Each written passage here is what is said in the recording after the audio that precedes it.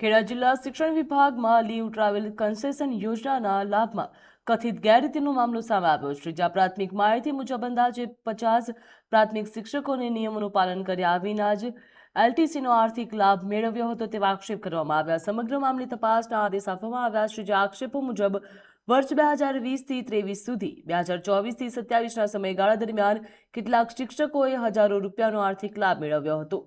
તો આ પ્રક્રિયામાં જરૂરી મંજૂરી વિના જ સર્વિસ બુકમાં નોંધ કરાવી હોવાના આક્ષેપ કરવામાં આવ્યા છે. તેમજ ગળતેશ્વર તાલુકામાં શિક્ષણ અધિકારીએ જણાવ્યું હતું કે સમગ્ર મામલે તપાસ સોંપવામાં આવી છે, જ્યાં ઠાસરા અને કઠલાલ તાલુકાના તાલુકા પ્રાથમિક શિક્ષણ અધિકારીને તપાસની જવાબદારી સોંપવામાં આવી.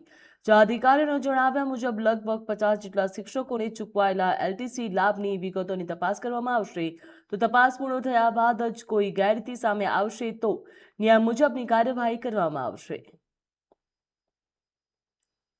સોશિયલ મીડિયાના માધ્યમથી અને વર્તમાનપત્ર દ્વારા 15/7ના રોજ એલટીસી બાબતે અગાઉના ચૂકવણા અંગે જે વર્તમાનપત્રના સમાચારના આધીન જે કંઈ શિક્ષકોએ એલટીસીનો લાભ લીધો હોય એની માહિતી અને એનું તપાસની સોંપણી માન્ય જિલ્લા પ્રાથમિક શિક્ષણ અધિકારી દ્વારા ટીપુ કઠલાલ અને ટીપુ ઠાસરાને સોંપવામાં આવેલ છે. અંદાજિત 50 જેટલા શિક્ષકો છે અને ચૂકવણા અંગે જે કંઈ ફિગર જે છે એમનું રેલવેનું ભાડું અને ટ્રાવેલ્સની ટિકિટના અનુસંધાને જે કંઈ ચૂકવણું થયેલું છે એ રીતની માહિતી છે.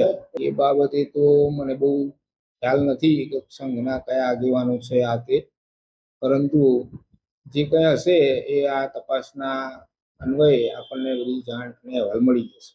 તપાસ સમિતિમાં ટીપીઓ કઠલાલ અને ટીપીઓ ઠાસરા સાહેબને આ અંગે તપાસ કરવાનું કહેવામાં આવ્યું.